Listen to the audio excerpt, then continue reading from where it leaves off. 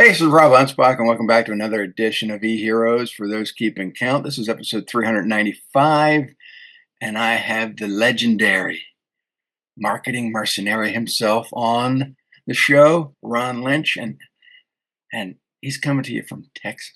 So I want to thank you for being here. Welcome to the show. This is Thank you, going to be Rob. great.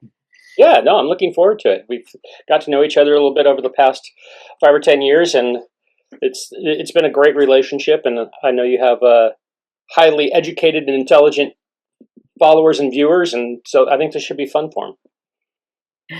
You've been in the marketing field as probably as long as I have. I've been doing this for 30 years. We know a lot of the same people. And in fact, Ray, Brent, and Pauline London, who also were contributors to my last book, Embracing the Magic, were at your place, I guess the week before they came to Embrace the Magic event that I had in Disney. And it was funny because the stories they were telling me of you and your family and your ranch. And I was like, wow, I got to get him on the show. Oh, I appreciate that. Yeah, we had a great time with them, and um, I think that we're turns out we're very simple people, Mhm. and we live in a nice place in the middle of nowhere, and we had a great day with them, and we went out to lots of wineries and had lunches and out to dinners, and we love those guys. Yeah, they're amazing. And you know, at the Disney event, I took them to Animal Kingdom, and we did this whole behind the scenes animal trek thing, and they wired us up and harnessed up, and Pauline was she was just excited. She was great, and it was just they're very appreciative of the things that you bestow on them. Yeah, You know, well, and and they're both magnificent storytellers, but photographers as well. Mhm. And so they love the animal pictures and the bird pictures, and they love. I'm sure they just were absolutely thrilled by you doing that. That was Yeah. great. It was funny because the one thing that fascinated me that I take for granted is that they love taking pictures of squirrels. And you're like, squirrels? Squirrels everywhere. I guess there's no squirrels in Australia. Right? Yeah, yeah. They're kind of a urban version of rats for us, but No, I introduced you as the marketing mercenary. Let's talk about that because not many people put mercenary, you know, to their name. yeah, and it has, I think, naturally an initial negative connotation for people, which is I kind of like that. It's kind of like saying pirate. Um, but the point of it was you get hired. I get hired by companies and did for years where I didn't get to pick the client, Mhm. and I am coming in to do something that they typically haven't done as a corporation or as an entrepreneur, which is launch a new product direct to consumer. So that's you have to take the approach of how do you gingerly walk in and say, I know what I'm doing, and you probably don't. Like there's a lot to massage there with um, personalities and skill sets and then application of those things. So over the years, I developed techniques that built confidence from the sales process through the delivery process and the measurement and the tweaking process after delivery Mhm.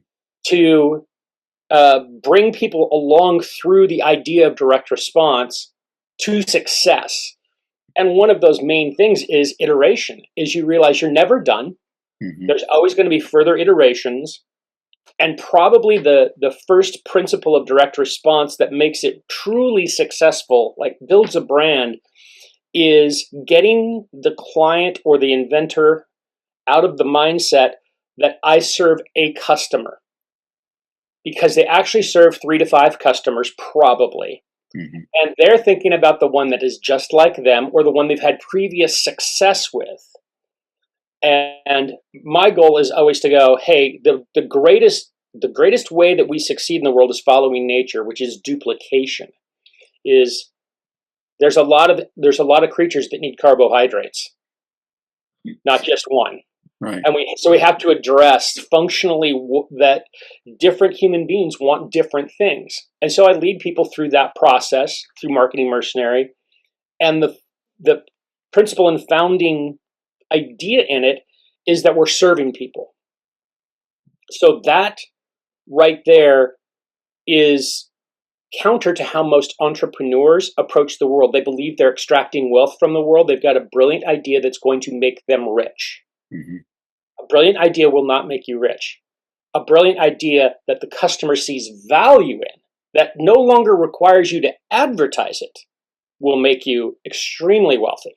Mm-hmm. So it's not a process of extraction. It's a process of addition to a person's life, Mm-hmm. and getting them to recognize that. Yeah. I mean, early on in my career, I started following Joe Sugarman, Uh-huh. great marketer, rest in peace. He died a few years ago, but I got the fortunate, I got to meet him. I mean, I got to have lunch with him. I got to sit down with him in Vegas and tour his Blue Blockers headquarters. And he was a simple man. And he gave people chances, and he gave people all kinds of money. Money wasn't an issue for him, and so when I got there and he's like, Rob, here's all these products, try them out. And I'm like, Joe, I'm not going to get these through TSA. He goes, oh, just try it. And he must have given me $500 worth of value of this solution. And as soon as I get the TSA, they're like, Rob, nope, throw it all away. And Right. so Joe called me a couple weeks ago. How did these products work for you? Joe, they got confiscated at TSA. He mails them right back to me. Like, it's like, Joe, you just lost like $1,000. He didn't care. Not to him, that wasn't a loss. It was a chance. Yeah. You don't see risk the same when you're a guy like that. And the thing is that, a typical entrepreneur, who really cares about their audience is just going to give freely. I give a lot of my books away. Oh, sure. But there's other people who will say, well, Rob, the post office, the books now cost $5 to ship, or they're this or that. There's always this monetary excuse. And it's like, yeah, but what if you sent that book to somebody, changed their life, and they hired you and paid you $1 million? Is that $4 or $5 an expense, or was it an investment? But to them, they'll never do it because it costs too much. Yeah, I have different ways that I deal with that kind of stuff. But, well, before we get there, Sugarman was also really interesting because he knew when he had lightning in a bottle. And in Blue Blockers, he went down to the Venice Beach, and there was this African-American guy that was about 50 years old. And this was right when rap music was just starting. And this guy spontaneously did a Blue Blocker rap about the sunglasses. And it was so compelling. Joe ran it in the half-hour show probably 7 times, which is unheard of. Like, infomercials are repetitive, but this was like really repetitive because it was that good. And he knew he had lightning in a bottle. And that part of that ran on his short forms when he did short forms eventually. But he recognized gold when he saw it. Now, he may have done a dial test on that. I don't know. That could be and found out in dial testing that was really the highlight of the infomercial. But he made a fortune off of something that was unplanned, unscripted, totally spontaneous, but frickin' worked. And that's the other thing, is you have to show up for a lot of days to get lucky. Yeah. A lot of this is luck, but it's timing and luck, and you said it the right way, and they heard it the right way, and you pulled it off. And as Billy Mays was a great friend of mine, and he was great at engineering those moments. And I've always looked up to those guys for that type of thinking. Well, it's not just thinking; it's they understand the patterns and the systems and the people, the behavior, and they're open to the gift. Yeah. Those moments are gifts. I've noticed even in my 30 years as being an entrepreneur is that there were certain moments, certain patterns in my life that I look back, I'm like, that's exactly where I made all the money. And that's exactly where I made all the mistakes. Yeah, Now let's replicate one and not the other. yeah, yeah. And as you know, I've had the same thing where I thought something would really, really work, and it absolutely tanked. And then I'd have something, and I think, well, I don't know if this is gonna, and it just absolutely took off.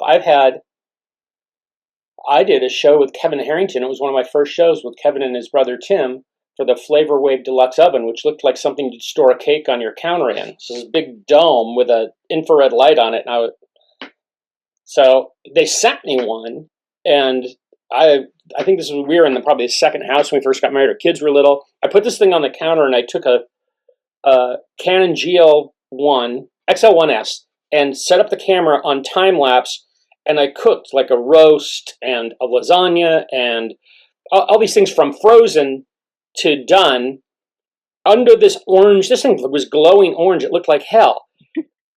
And I probably did 10 things in a day, and I brought the test footage into the office and I sent them the test footage. That ended up being the open to the show, was this absolutely amateur home shot video garbage.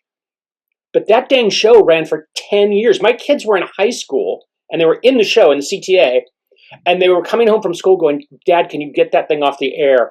I am getting teased relentlessly because I'm running around a kitchen chasing my brother."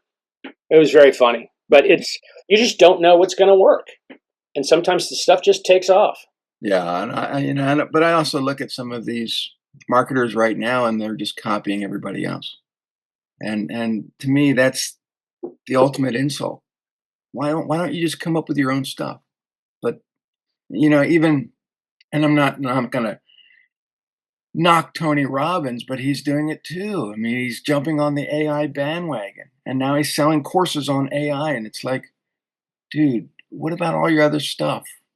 You just kind of dumped it aside, or what?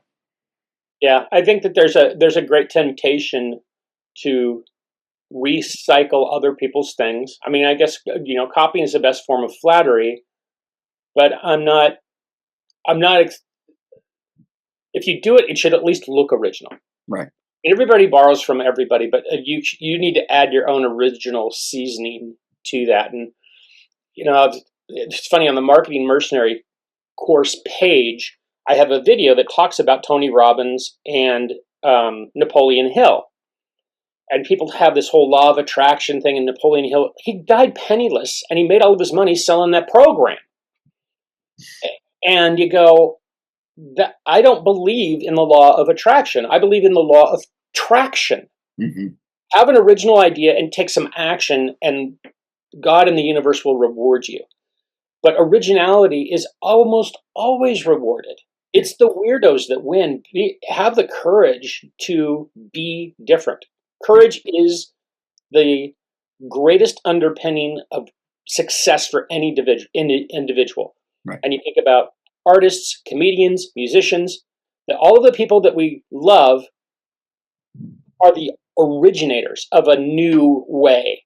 Yeah. And then there's copies of them. The copies are like, okay, yeah, I like Def Leppard, but they're not Zeppelin, Hmm. right? So we go, okay. So being original is really a matter, I think, of observation and giving a crap, and then having the courage to chime in and go, okay, I'm going to do this way. I may look like an idiot. Great thing about looking like an idiot is it fails, nobody sees it. Right. If it works, everybody sees it, and you get lauded as a genius. Yeah. So I'm a great believer in risk. Yeah. We're both. I think we're both disciples of Dan Kennedy learning. And I met him a long time ago in 1998 in Arizona, and I thought he was old then, and turns Uh-huh. out he's only like 15 years older than me, and I'm like, no, it's he took a lot of the ideas everybody else had, combined them into something that was, I think, understandable to the audience. Yeah, And yeah. has he gotten a little non-relevant in an older age? I don't know. I still think people like you and I and others still embrace Kennedy learning. The problem is that I don't think the mesh between him and this what funnel, whatever it's called. I don't think that works. To me personally, you got all these new people, the new generation. They want short posts. They want people to be attracted instantly, and that doesn't jive with direct response marketing. Yeah, I think that we need long-term thinking and relationship building that ends in trust, and trust ends in a purchase or Hmm. an exchange, and then the success of that exchange results in the purchaser becoming the advertiser. I'm always training the purchaser, and I honestly didn't know who Dan Kennedy was until 10 years ago. Hmm. I was in direct response doing television, and I was forced into online because television went online. And then one of my business partners was like, "Oh, I'm going to go meet Dan Kennedy and speak at his conference." I'm like, "I don't know who that is." And, and but I was a TV writer, so it was a completely different universe to me. And then I found out who the Halberts were, and I had already developed my own narrative style, which was based on screenwriting and filmmaking, which is probably why I was successful in television. And I had to transfer and learn skills to transfer them to websites. And I don't really write a whole lot of sales emails, but I will write, my documentaries are essentially a sales letter that's the form of a film. Hmm. So I write a movie about Bobby Kennedy, and I'm selling you the idea of he's actually an okay guy. Or, whether it's trust me, and I'm talking about the monetary system and going, hey, this is what you don't know. This is how technology and currency are colliding right now, and you should be aware of this because it's going to affect you.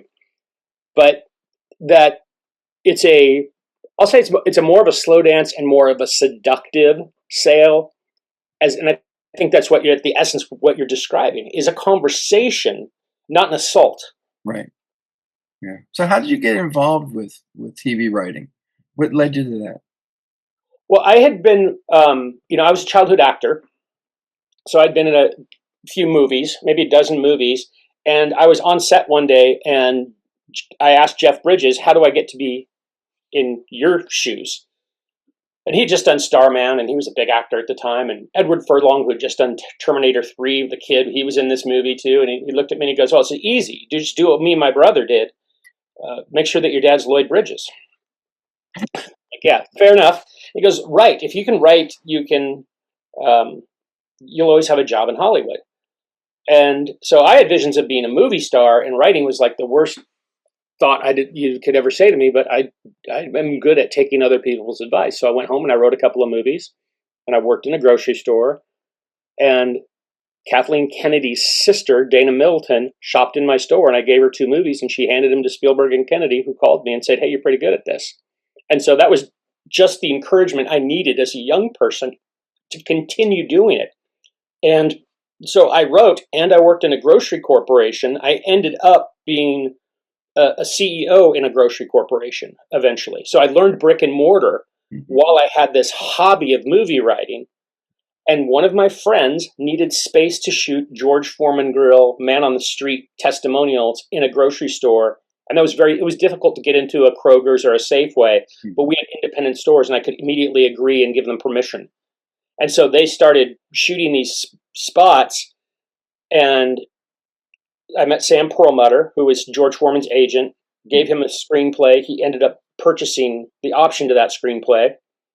And so now I was kind of bridging that world, and 9/11 came and I got fired from my job. And my friend had this agency, and he said, "Well, do you think you could write an infomercial?" I'm like, "Absolutely." So I wrote a couple of commercials for Space Bags, and then I wrote a commercial for a product called the Ultimate Chopper, and the Ultimate Chopper did like $80 million in the first 6 months. And I was an infomercial writer, and I Mhm. was writing, producing, and directing TV spots and shows. But I did it with the knowledge of business mechanics because I'd been in operations. So I understood supply chain and delivery and margins and mix and all of the things in business that most advertisers never learn. Mhm. So I lived in these two worlds. And I think that gave me a distinct advantage of knowing what to pick as a product because I knew it had to have margin to work. And then could I actually get a customer to use it? So, and oftentimes I'd come home and see if my wife would use it. Is this something you would buy? And she became kind of my muse, or she was my consumer, because she's a Mhm. very average consumer. And she's like, I don't know what the hell that is. I would never use that. Yeah. So it was that was kind of the bridge, Yeah. was from acting to grocery to creative. For me, it was, I started a carpet cleaning business in 1995 and ran that for 19 years and went from being the lowest price cleaning company to the highest price by about 30-40% in that time span. Kind of a Joe Polish path. Well, yeah, and that was what led me to Joe Polish and his brother Tony Polici, and I helped Tony with his copywriting book back in 2017. Oh, I didn't know that. That's great. And so Tony's book ended up becoming, one of the probably the top 25 copywriting books you have to read in your lifetime type deals, and it's really good stuff. But I met Joe and learned some of the marketing from them, and I expanded from that. I started learning Dan Kennedy, Jay Abraham, Joe Sugarman, all these names, and developing my own style. Because yes, Yeah. you can copy others to the point where, then you get all these other marketers coming in and they're like, all the ads look the same. Screw that. This is why I Yeah. want to be a marketer. I don't want to be the same. I want to be, original. Yeah. And so I started teaching, what I was learning to others. And so I started this agency in 2001. By 2014, I sold the cleaning business. And after my first book took off. And the thing is about that first book is that it was called Share. It was all about social media. Yeah. Oh, That book took off. I mean, 2,000 copies sold right away, and I'm like, oh, this is great. But trying to sell that book, trying to get it produced right away, nobody wanted it. None of the book companies, they wanted these thick books that were very technical and social media. I'm like, screw that. I want something simple. So, I wrote this very simple book. And then everybody say, hey, Rob, can you help me with my book? Yeah, okay. So, Anspach Media became not only a marketing company, we became a publishing company. oh, that's Yeah. interesting. And now 13 years later and 70 plus books, for we produce books for lawyers and doctors and other marketers and So do and it's, you do the whole thing, like they write it, you help them edit it, get it? I'll even write it because there are some books that came to me and they only had 30 pages of content. And I said, well, we need to fill this up. We need to put more content in here that's more enticing. And so the one client came to me, Rob, this is what I have so far. I said, well, this is great. Let's expand it. So it went from 30 pages to 150 pages. We had interviews, we had content, we had all kinds of stuff. And yeah, he's loved it because that book has transformed him into now the authority. He takes it to conferences, he takes it to events. He's selling 50, 100 books at a time. He loves it. You Oh, know. that's great. So you guys do the printing and the marketing and Oh, all of we'll do the design, we'll do the formatting, we'll do the editing. Usually we just send it to Amazon and let them do the printing. Oh, okay. They're a lot quicker. They're a lot cheaper. And yeah, Is there margin in that? so let's go. Let's take a typical book that sells for $20 on Okay. Amazon. They'll charge you printing and whatever the storage is. But if Mhm. you sell for $20, you're going to get about $9. Oh, that's great. So that's the advantage of self-publishing. Now, there's a lot of people say, well, Rob, how about I just buy it wholesale? Okay, you can buy it wholesale from Amazon for about $3 or $4, sell it, and now you got to ship it. You got Right, to right, deal with right. all this crap. And to me, I got the first year or two of these books that I had, I got tired of signing them. I'm like, people really want my signature? do I really want this showing up at like a 99-cent bookstore? I don't know. Oh, that's funny. I would never have thought that. And That's and right. so I just direct people to Amazon. I said, "Yeah, you can buy from me if you really want, but I want you to buy at least 10 of them from me to make it worth my while. So, Go do to you Amazon if you know want who your your free customer shipping." is? Do you know who your customer is if Amazon sells it? No. And that's Okay. the problem. There are other services out there that will give you that information, but You encourage the author to put a CTA in there so that the whoever's buying it comes back and contacts them and yeah. follows them on a mailing list Usually, or something. if you want more, go to the website, go to this. There's extra features. You can go to the website. There are a lot of things that you can do for call to action. Some books require it, some don't. Sure. I take a lawyer that I've been doing business with for years. We wrote his first book, and then I helped him create his podcast. And he's been doing his podcast now for about 8 years. So every week he puts out another segment. They're very short, 3-4 minutes. Sure. But we take 52 of those episodes and make a book. And so now he's giving those books out to his clients. And a lot of times they don't sell at all on Amazon. People aren't going to Amazon to buy a legal book. That's Right. not. But he'll buy the books, package them up. When a client calls and say, "Hey, I'm looking for a lawyer, convince me who you are," he'll package up his books, send them to him, instant conversion. Because no other attorney is going to send out a bunch of books. Maybe they'll send out swag, but they're not going to send out books that really tell a person what to expect. Right. And Right. so, they're getting the initial book. They might get a couple volumes, and he's converting these clients, and he'll walk away with maybe $1 million case or higher. And for him, this is the greatest way to convert somebody. It's a great trust builder. For sure. Now, for others, like my Disney books, the Marketing the Magic, Embrace the Magic. I just have a very small call to action in there. Hey, if you want to go to a future event, immersive event, this is the website. Now there are others that can be. In fact, my second book was called Optimize This, and in between the chapters were QR codes that directed them to do something. Problem is after a couple years, I discovered that half the QR codes weren't working anymore. Oh So wow. I had to go through the book and Yeah. Yeah. take all the QR codes out, and I re-uploaded it to Amazon. So there's none of that bull crap anymore. Oh, So that's that's the problem with putting links or third party links or third party QR codes in your books. They become out of date if you're not staying up on all that stuff. Well, today, when you see when a new company approaches you, what do you think are the things that they are unaware of that you make them aware of that help them pick you? Well, a lot of times, especially startups, they want to attract anybody who breathes as their client, and that's not always great. I mean, or they want the cheapest solution, and my philosophy is the cheaper the client, the more hassles involved, and that usually goes for startups because they don't have any money.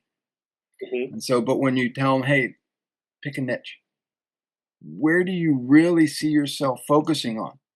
Um, a new client of mine that I've been helping for the last 4 months, they only deal with giving elderly massages.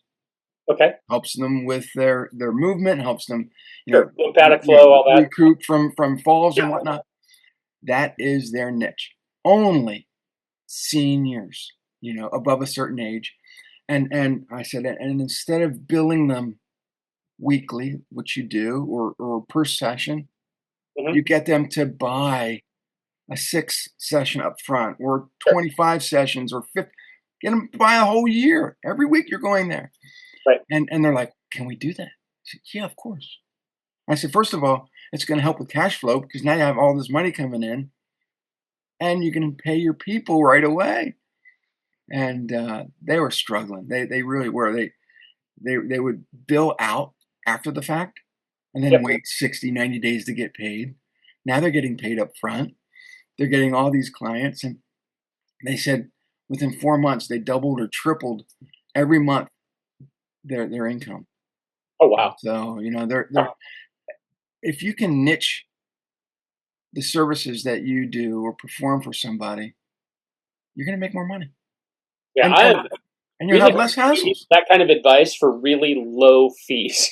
I have people that bring me, they'll come to me and say, "Hey, we want to have a session," and I think, "Oh, this is going to be a year-long, multi-year client," and then I'll get, for a relatively small fee, $5,000 to $25,000, get involved in the business for about 4 or 5 days, and go, "Oh, this is your problem," and hand them a solution, and they're like, "Oh, thanks."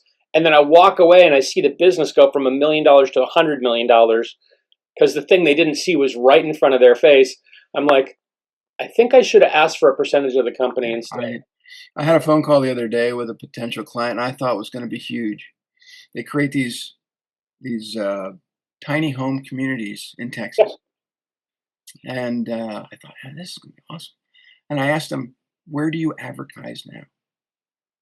And their answer was the thing that told me, "Nope, not interested in even helping you further."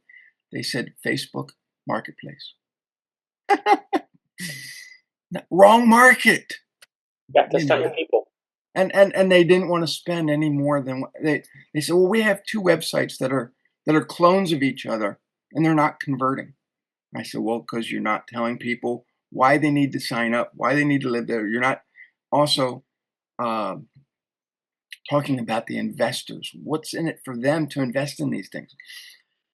But yet they wanted a third website that was a clone of the first two. I'm like, why would you build more things that aren't working? But that's the mentality right now.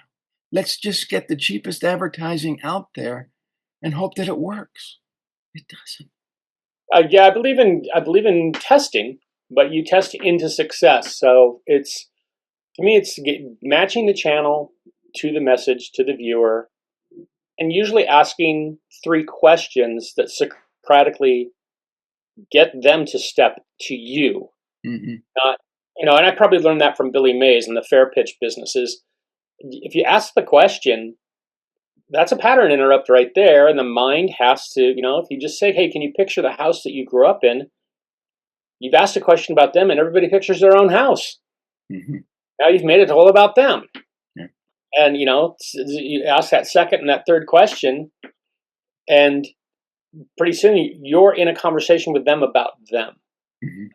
And that's, to me, the beginning of the sales process. Well, it's also nostalgia, and Disney did it. I mean, he grew up in a town that was then modeled for Main Street and Disney, and so when people walk into Disney, they feel nostalgia right away. They Well, they feel feel like they've gone to heaven. yeah, yeah, It's a version, Disneyland is a mock up of heaven, is good boys and good girls get to come through the gate.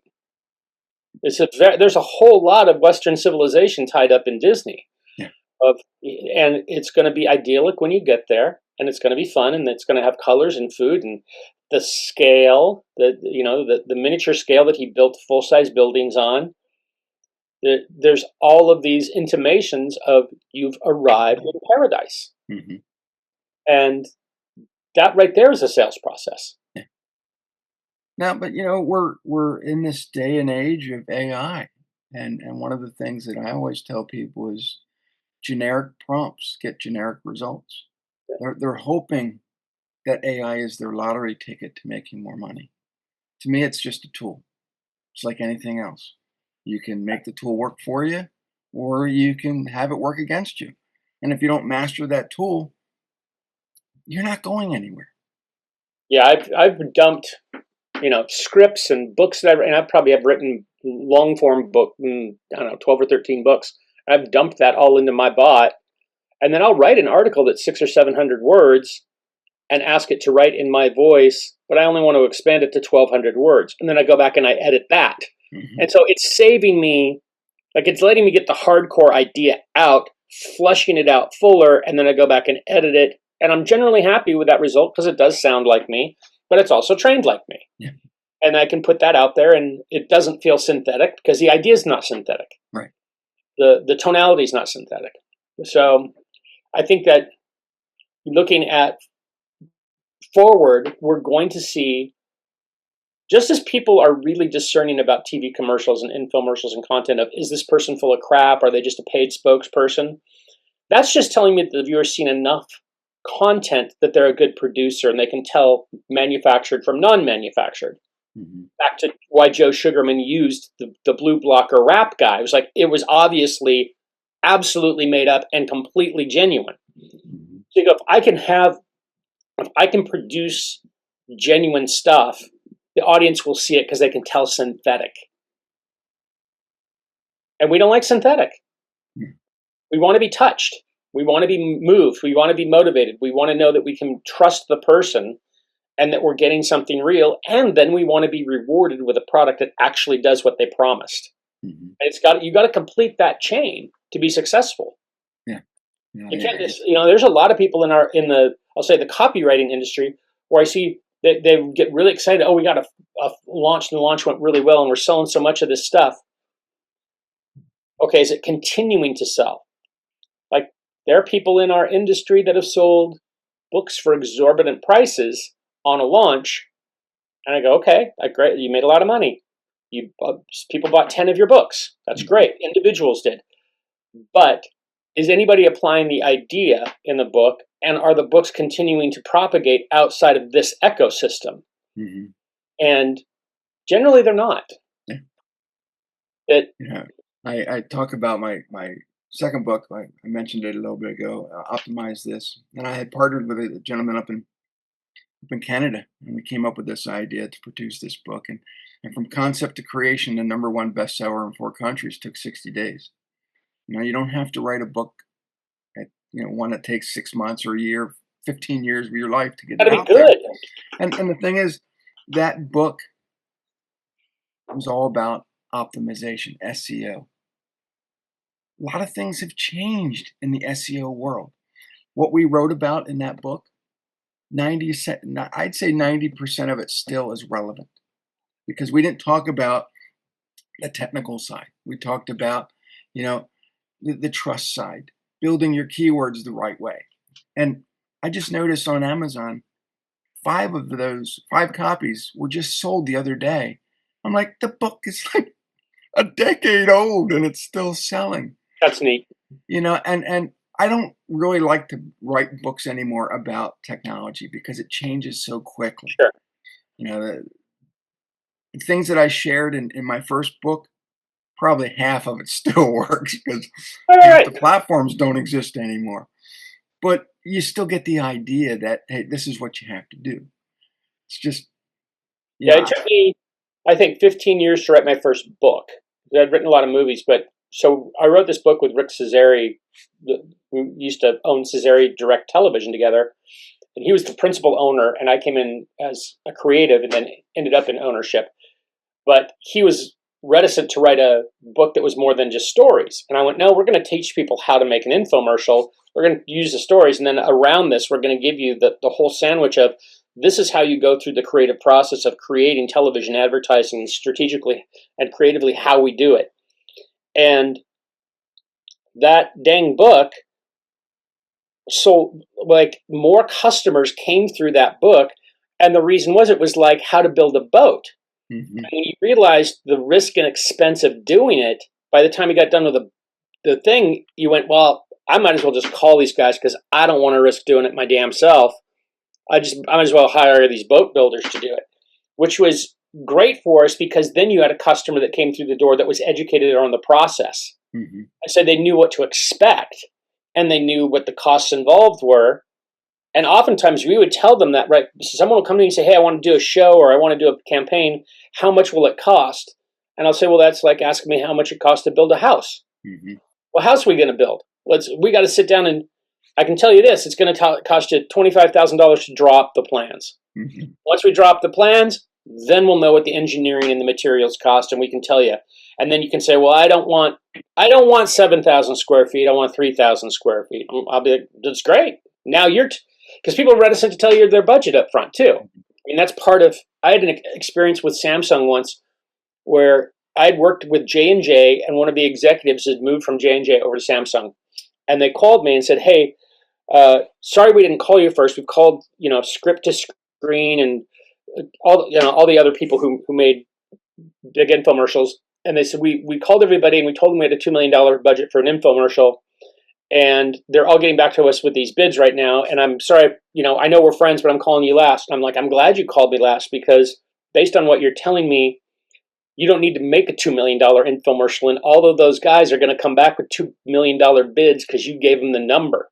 Mm-hmm. So let's sit down, and I'll look at their bids with you. You can fly me out for a day, and I bet you we're going to spend about $400,000, and we'll spend the rest of the money on media, websites, planning, and execution to get the thing up and running and successful for what they're just going to charge you for production, because they're going to take about 60% of that and put it right in their pocket, and you'll never know it. Right. And of course, I won the contract and ended up working with Samsung for a number of years in their robotics division because they trusted me, Mm-hmm. as they saw how that process unfolded for them. And I think Well, that not only trust, but go they away. felt safe with you. Yeah. They knew the outcomes. They knew the process. And I wasn't shy to tell them they'd made a huge mistake on the first phone call. I'm like, well, you blew that. And they're like, what? I'm like, you just told these idiots how much money you had. They're going to take it. Yeah. Yeah. And they're like, oh, hadn't thought of that. I'm like, yeah, that's their job is to take your money. My job is to make you successful. And that is how I honestly view this career. Like, you mentioned, people copying from people. That's like saying I want to play baseball, and you get to the plate and you bunt just Mm-hmm. so you, like, no, I want to swing for the damn fences. I want to be Babe Ruth. So I'm going to tell you what it's going to take to be successful. Then you decide whether you want to work with me. But part of that is going to be, you're going to have to get a little bit the hell out of my way, because I am experienced in this. Mm-hmm. I'm the surgeon here. You're the patient. Yeah. Or then they, you have a studio, they'll say, well, do you have a YouTube show? Did you put your stuff on YouTube? YouTube is a great market for certain things, and you can test some things there. But like you just said, why bunt when you can hit a home run? YouTube is free advertising. I put stuff on YouTube that's documentarian, Mm-hmm. because if it's salacious, people will share it, but that's an advertisement for something else. They don't even know what it's an advertisement for. Mm-hmm. Yeah. So it's how do people get a hold of you? Where do they go? Variety of places. Our company is Stage 22 Productions, and you can see a variety of work. You can see all the courses that I teach there and examples of the work and this, that, and the other thing. Or my more esoteric stuff is at ronnylynch.com, RONNYLYNCH.com. Or you can reach out to me. I am very active on social media, particularly on Meta on Facebook. And I get probably 20 or 30 messages a day from folks there. Then I respond to. I like people. I like them at a distance, but Yeah. But the thing is that you're real, you're raw, you explain things, and just off air, I was talking to you about the videos that you put out, and the one I was watching, and the one that resonated with me was you were talking about mowing the lawn. That was what you like to do that. I love to do that because it gives me peace of mind. I'm getting some exercise. I put on my headphones, listen to my 80s music, and I can think. And I yep, come up with so much great ideas. Here's the thing about entrepreneurs. We come up with thousands of ideas, every single day, yeah, but we only probably implement about 1% of them. And probably a good thing. But yeah, it's true. That's part of my mercenary thing that I have people do, is that one, take vitamins and get out and walk a half an hour every day with headphones in with no music playing. Listen to your heartbeat, listen to the blood flow through your head, listen to your lungs breathe, but leave those in so you kind of tune out the world, but you still don't get hit by a car. mm-hmm. And that, particularly if you have a problem to solve, the kinesthetic piece of moving your body while you're thinking is really useful. And I find myself getting contacted, like that connects me to source. And I get I would say my best ideas come from that, or at 5 a.m. when I'm in that delta place between sleep and awake. Mm-hmm. And that's where the strokes of genius really hit, because I think I'm in a place of, back to Disney, suspending disbelief. Mm-hmm. I think really great thoughts come when you're suspending disbelief. Yeah, and lately I've been on this whole immersive trip. So not just Disney, but I've been to southern France, and I've been to Italy, and I've been to all these great places. And I thought, if only entrepreneurs got a chance to get outside of their environment, to go to these places, to see how life slows down, they would understand that their business needs to fulfill their personal life, needs Yeah, to fund their personal life, but yet they're trapped in their business because that was what they created. So they become this slave. Like, this is not how it's supposed to work. yep. Yeah, I've Jesse Elder and I have talked about doing this for a number of years, doing a product called Ron and Jesse Are Trippin', where you would just sign up and we would go to Nepal for a week or Bhutan, or we would go to Paris for a week, or we would go to Amsterdam for a week with just 5 or 6 people. And it would just be, and it wouldn't be expensive. It would be like the cost of the trip, Hmm. that we would just go and hang with you, and you would see how and why we think the way we do. Because that's the number one question I get. And I don't get a lot of questions. It's not like whenever somebody says, people ask me all the time, I'm like, But people do ask me, how do you think the way you think? Or I want to learn to think the way you think, that's what's in the courses that I teach. But I, my summary is, I have a different set of containers. Like, creativity happens inside of restraint. You can't break out of prison unless you're in it. So you have to have restraint, but then you have to have vision that supersedes that restraint. And it's knowing those things in juxtaposition, and then the education in a number of fields like Da Vinci to be able to take something from outside the field and apply it to this constraint. And that's where the genius comes. That's why we don't have train cars that are 400 yards long. They need to turn around a mountain, so they're 62 feet long. Hmm. Right? So it's segmentation is a Da Vinci idea. Oh, that's how we get a 60-foot pole in a 4-foot box by telescoping segmentation. And it's how do we come up with that kind of creativity? And there's rules about it. And if you learn most people, Da Vinci has 40 rules called 40 answers, which is proven by Russian Triz theory. You can look at both of them. They came to the exact same 40 rules separately. And you go, okay, there's 40 creative rules in the world, and I am probably naturally using 1 or 2 or 3 of those, Hmm. which means I can learn 37 more. And if I am diligent about learning the other 37, my creativity is going to absolutely explode.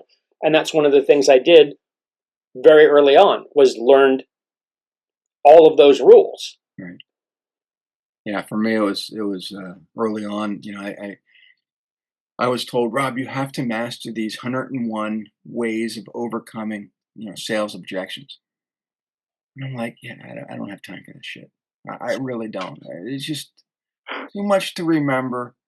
I'd rather, and at the time, most of my clients were women.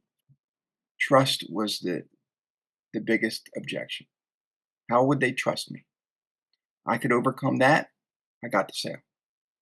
And so that's all I did. I focused on making sure the client trusted me.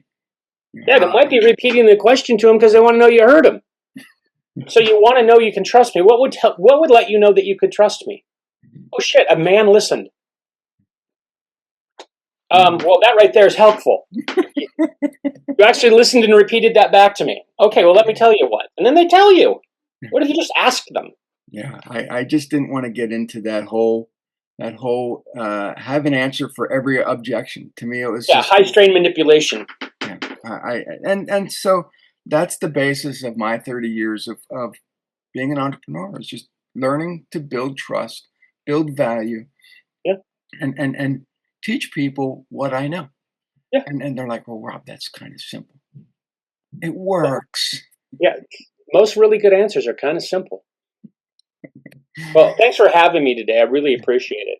And for everyone else out there, please visit Ron Lynch. Yeah, go find him on Facebook, RonnieLynch.com. all the great stuff. Visit his Stage 22, was it Productions? Safe 22 Productions, and then yeah, and at RonnieLynch.com I have pretty much all the books I've ever written available there, at least in an ebook form, and they're super cheap. Not that And I need to sell books. It's just if you want, there's something you want to learn, and I'm and the passionate thing about is, and I'm going to tell everybody, I love producing books. Books by it. themselves aren't going to make you $1 million. They just aren't. And not because I'm not saying that you're not the next, Harry Potter author. It's just, these are business books. People are going to buy them because they want to learn more about you. They want to learn more about that subject. Yeah, They're not going to be this way of generating. I make a little bit of money on my books, but I'm more focused on the back end.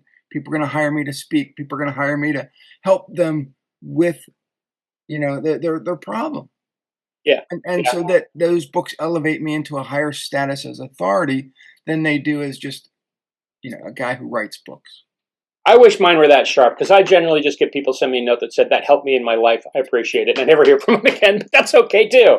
I mean, I write stuff because I think it, and I need to get it out, and I need to get it down so that I don't ruminate on it. And it's like, oh, it's like Facebook to me is really a form of journaling. Yeah. It's like while I'm thinking of something, I put it there, and I'm like, fine, now it's out of my head. Oh, I come up with these ideas for books, and I thought, okay, well, this is great. I wrote Lessons from the Dojo. I thought this was going to be a great book because my kids go to karate, and I'm going to theme all these chapters to belts. And yeah, people didn't buy it right away, Yeah, and the launch was horrible. It took like 10 years for the book to finally make oh money, yeah, but I loved writing it. And yeah, I think that's the problem with entrepreneurs right now is they're looking at the ROI right away. Is this going to make me yeah, money? yeah, I don't care. I'm yeah. going That's to the put point. the book out there. And the thing is, every book elevates me to a different status. And I'm not saying it's good or bad because, when I first wrote the first couple books, people were like, yeah, Rob wrote a book. Let's buy it. Now they're like, F you, I'm not buying 70 freaking books. Right, right, right. So you get that. But people are buying them and it just you have to think about the audience that you're serving at that moment. Yeah. Well, when I write something in business, it's or when I train people, one of the things I'm training copywriters to do is train them out of I'm a copywriter into I'm a visual artist because they're picturing something as they write. I'm like, why don't you just write that on the right hand side of the page and go film the damn thing? Hmm. Because it's a much easier way for people to imbibe the art or the concept or the whatever. And Yeah. that's how I got into commercials. I wasn't a copywriter who made commercials. I was a commercial maker who eventually did some copy. Hmm. And now, like, I just wrote this book, The Prismic, and yeah, some people have read it, but it's a pretty heady topic about metaphysics and science and what is this existence about. So I invested the money to make a 60-minute movie of the book. It doesn't cover the book, but it covers a portion of the book that's at least stimulating because the audience is kind of lazy. And I'm like, well, I want the idea out there. I'll just put them both out there, and whoever consumes it consumes it. At least I got it off my chest. Hmm. And that's I'm making the art for me. Yeah. Yeah. And sometimes that is the greatest way that we as entrepreneurs can leave a mark is not thinking about what the audience wants, thinking about, is this art? Is this making me happy? Yeah, And I look at some of the greatest inventions, this iPhone. I mean, yeah, it's an iPhone 12. I probably should have a newer model. But Steve Jobs puts things out, created things because he saw the vision. It wasn't necessarily that the audience wanted it because they didn't know they needed it. yeah. No, his idea was somebody ought to fill in the blank, and he filled in the blank. Somebody ought to put why if music's digital, why don't we have it on a little tiny thing and just carry 1,000 songs in our pocket? Oh, okay, so that's brilliant. But then the true brilliance is going. You know what? I'm going to put white headphones with that, so everybody knows what's in their pocket. And if you see white headphones, you'll know they got the Apple product. That was the marketing genius of the invention genius, and the went right onto the phone. Well, why does a phone need buttons? Yeah. What if it has a screen and there's buttons on the screen and you can change the screen with a swipe and you can have 4,000 buttons? Oh, that's a What different game altogether. and so what if your story, what if your invention, what if your book led to the audience rethinking how they do things? Yeah, That's what the iPhones did. And there was a lot of copycats out there. it makes Dick Tracy's watch look absolutely antiquated. For all of you people out there who don't know Dick Tracy, just look him up. It's but yeah, we need to tell better stories, whether it be in print, whether it be in film, whether it be on the internet. Learn to tell better stories. Sugarman was a master. He got up on stage. He didn't sell a damn thing. He told stories, and people were so enticed about these stories. They bought his books. They bought his glasses. They bought everything that there was to know about Joe. You're doing the same thing. And I want my audience to understand that they need to do the same thing. Yep. Create an environment where people buy from you because of your stories, not because you're selling something. So, Make the story about them. anyway, go visit Ron, and we'll see I you guys in appreciate the it. I next appreciate it, Bob. episode. Thank you for the time. Adios. All right. Have a great week.